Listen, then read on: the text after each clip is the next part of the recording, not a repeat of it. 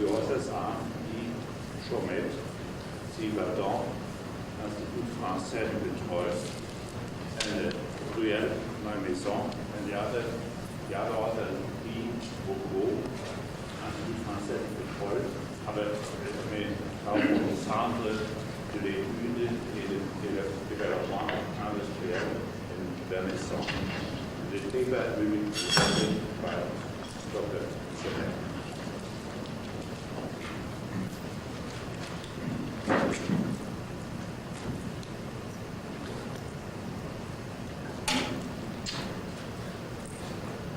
Thank you, Mr. Chairman. So,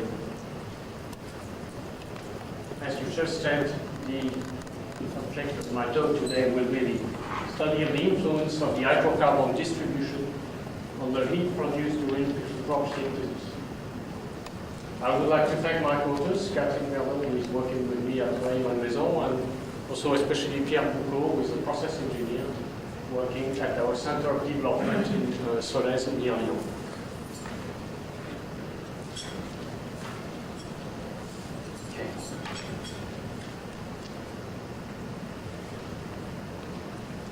Just a little bit to remind you what is a non-Anderson-Shrewsbury distribution, but we have seen so many in the previous talk that I really do not need to present any curve. What we did is we wanted to calculate the heat produced depending on the value of the alpha coefficient in the Shrewsbury distribution.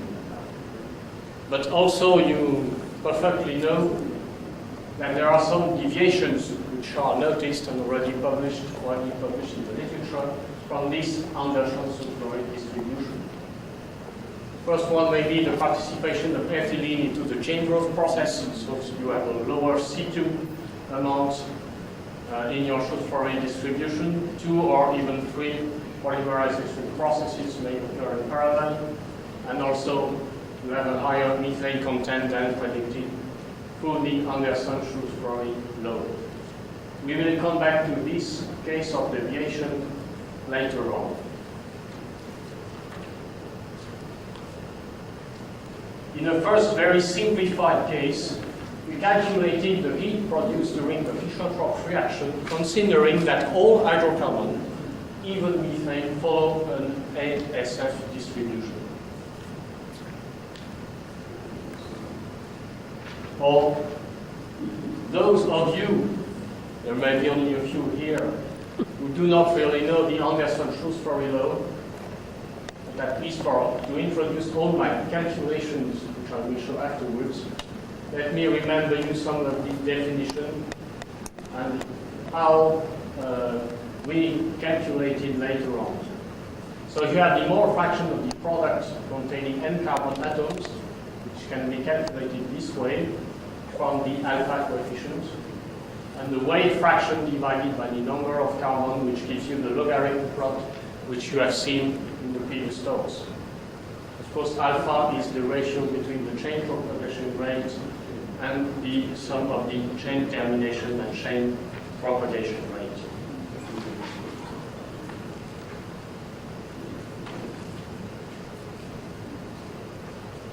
First of all, we calculate the number of CO moles which are consumed per mole of products using the ASF distribution. So we have to sum all the mole fraction of all hydrocarbons starting from methane all over the way to C100 hydrocarbons, for example, which may be produced with high, in the case where you use a cobalt-based catalyst for high molecular weight hydrocarbon synthesis. You may remember from your mathematics that this equation can be simplified, or at least if you don't remember, believe me, you can find it in your books. So this gives you 1 over 1 and 1 over 1 minus alpha. And on the contrary, if you consider that you convert 1 mole of CO, you recover 1 minus alpha moles of hydrocarbons, which are produced during the synthesis, and you can calculate all the moles produced for all the products, but I will not go through all these details. And when you sum all these numbers, again, through simplification, you get alpha times 1 minus alpha for the number of C2 plus moles which are produced. This will be used later on. Now, we want to calculate the heat produced during the reaction. So first we have to start with the standard enthalpy of formation of paraffinic hydrocarbon. By the way, we also simplify by saying that the main products were paraffin, so nearly no alcohols, nearly no olefins.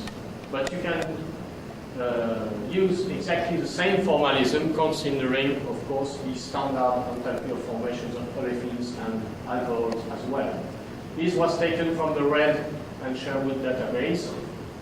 So you have the standard enthalpy of formation, which depends on the number of carbon atoms, here represented as K. And you can sum all these terms. And but you have to introduce some correction due to the higher enthalpy of formation of methane.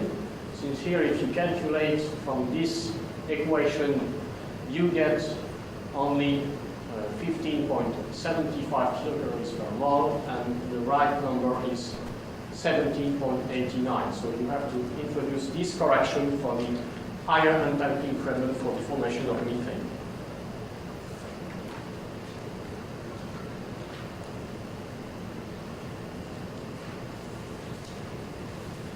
Now again, you get with this equation I've just shown in the previous slide, and you can simplify it. I'm sure everybody has detected that there is a K here, which should be withdrawn. Okay, now knowing that you have this simplification again, you can calculate your enthalpy increment for the formation of paraffinic products versus alpha, which gives you the following curve.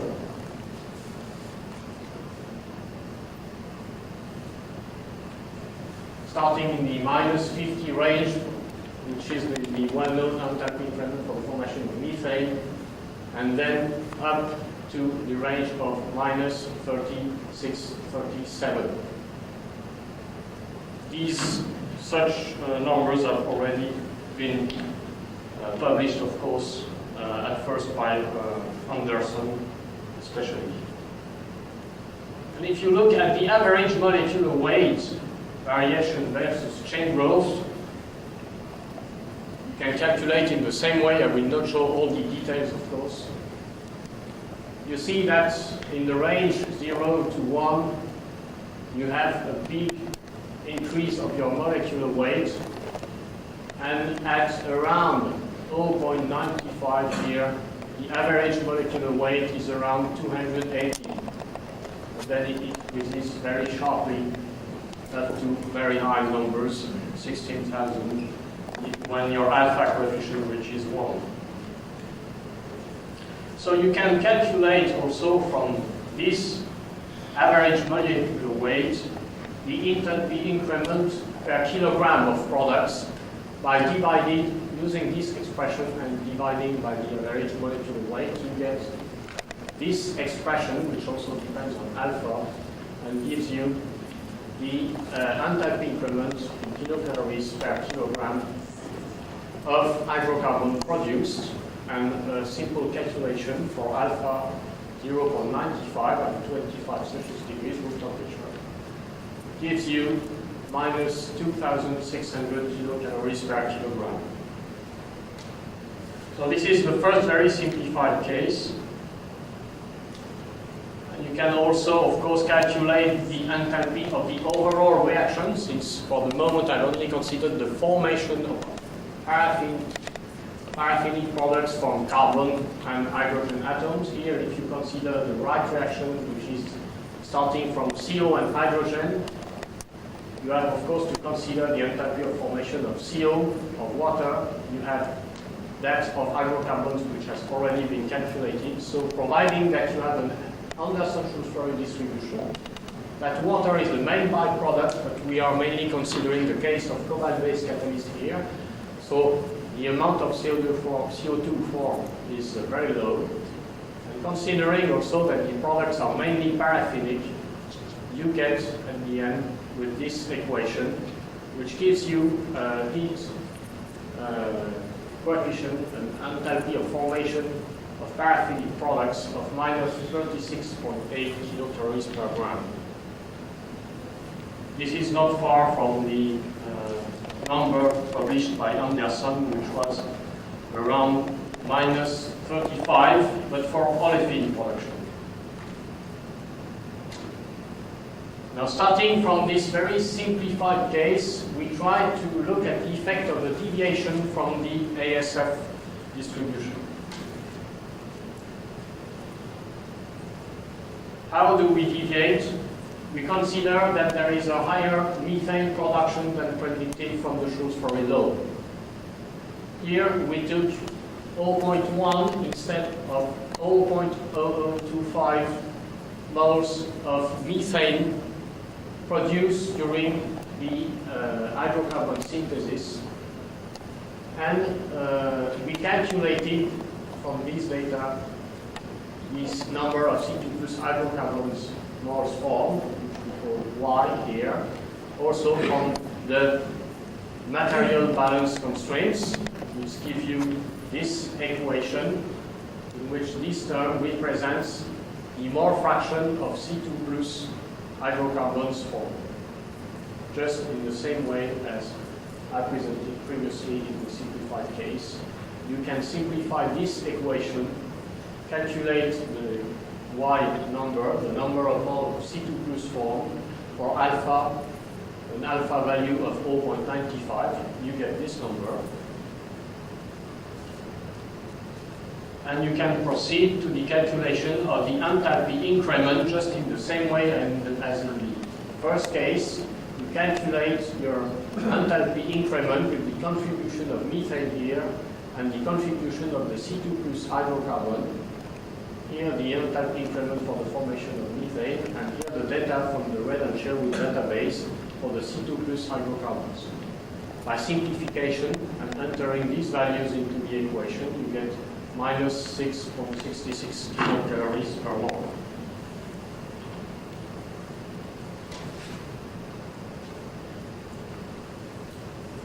What is the effect of a methane deviation?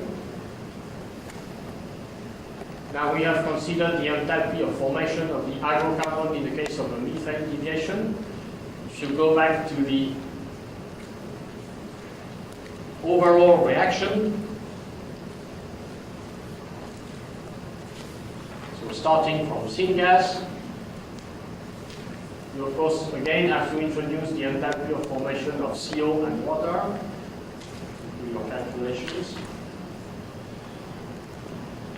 and you get this figure, minus 38.04 instead of around minus 36.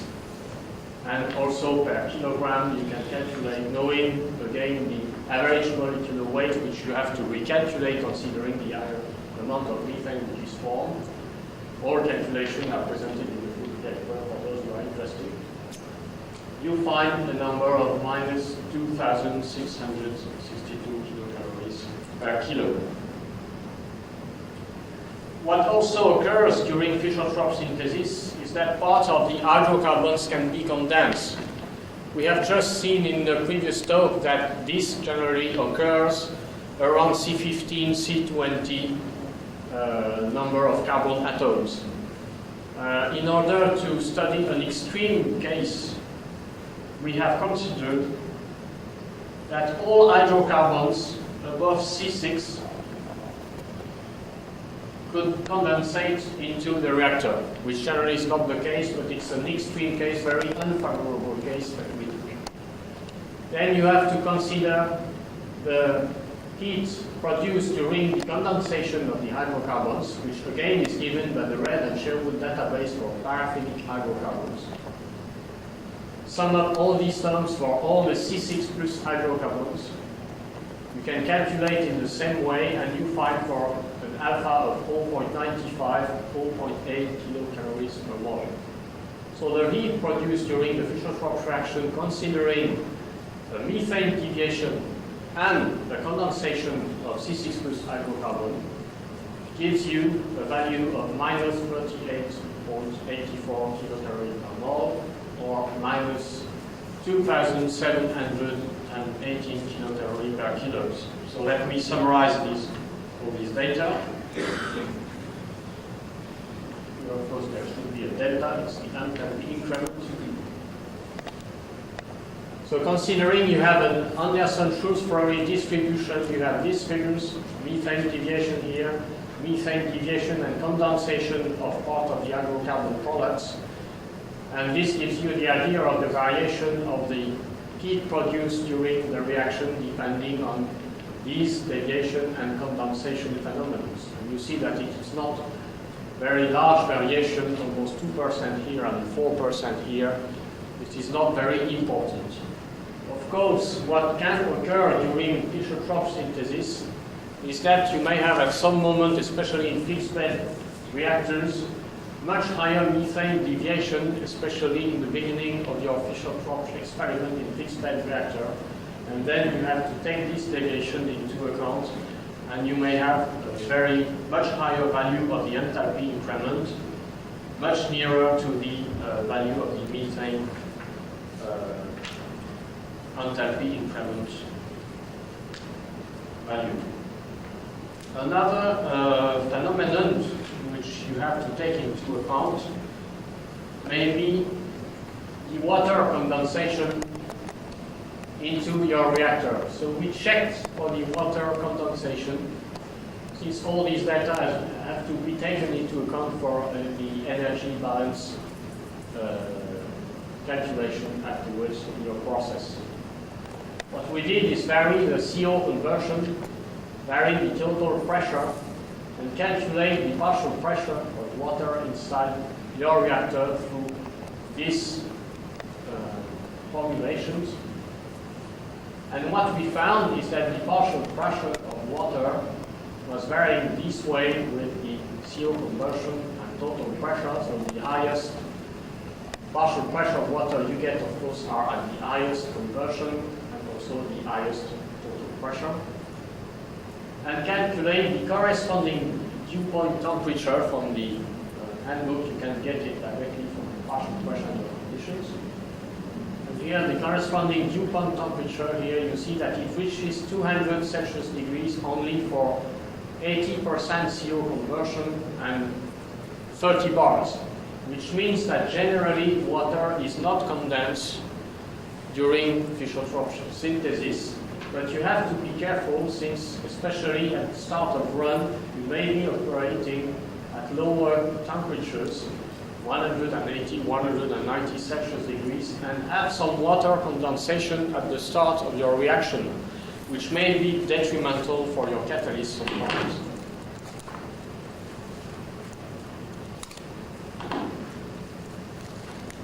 So let me summarize all these results. We have determined a simplified equation here in kilocalories per kilo, which allows you to determine with, let's say, around 5% precision the heat produced during the Fischer-Tropsch reaction, depending on the alpha value. You can take into account the deviations from these Schulz-Ferrari distribution.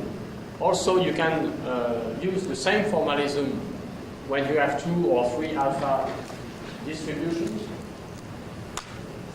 There is a limited increase of exoticity due to the deviations I've shown, the methane deviation especially, and also to the condensation of higher hydrocarbons, less than 5%.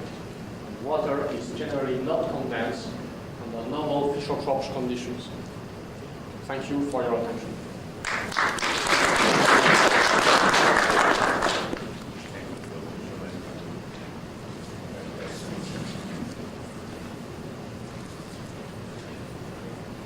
Which is the background of the investigation? Something like basic design for a new process, or? Yes, that's right. At the moment we are investing, of course, new process based on fixed bed process, but also conserving technology. And these data, of course, are very useful to learn how to go with this problem. You need a sophisticated model for that. No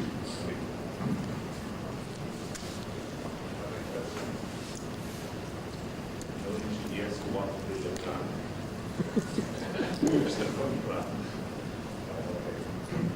I think it was a very interesting that even though we had not such an intensive discussion, but a very interesting publication paper to this morning session. It's before last of the day. I think I'm very optimistic for the very last one, the afternoon. There are good contributions, perhaps exactly enough for the afternoon. And I would enjoy a good week all together in the afternoon. I want to thank the speakers.